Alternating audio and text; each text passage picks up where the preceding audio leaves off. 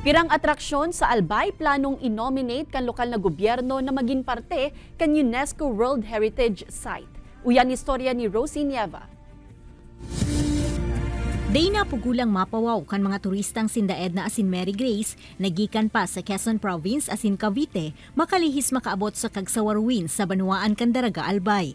Day kaya makatubod ang mga ini, nadawa pirang taon na ang nag-agi, na preserbar pagiraray ang lugar na simbolo kan pag-alboruto kan Bulkang Mayon. First time ko pong pumunta dito, ayan po, napakaganda po pala ng Kagsawa. Ayan po ang Mayon Volcano. Napakagandang lugar nitong Kagsawa.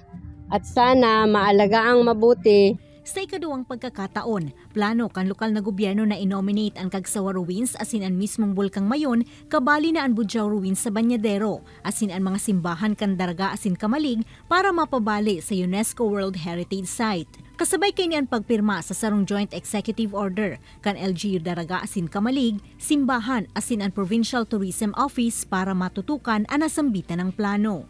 Will undergo challenges kasi maraming mga technical requirements. So kailangan natin yung mahanap yung mga tamang tao na pwede makatulong sa atin. Suportado man kan historya na si Professor Danny Herona ang nasambitan ng kamauotan nga aning maipahiling bako sa nasa Bicol alagad maging sa iba pang parte kan Kinaban ang gayon asinyaman sa historya kan rehiyon. Iyon po kaya ang pinakagaron sentro kang destruction kang si eruptions. Not only kan 1814 but of this other previous eruptions.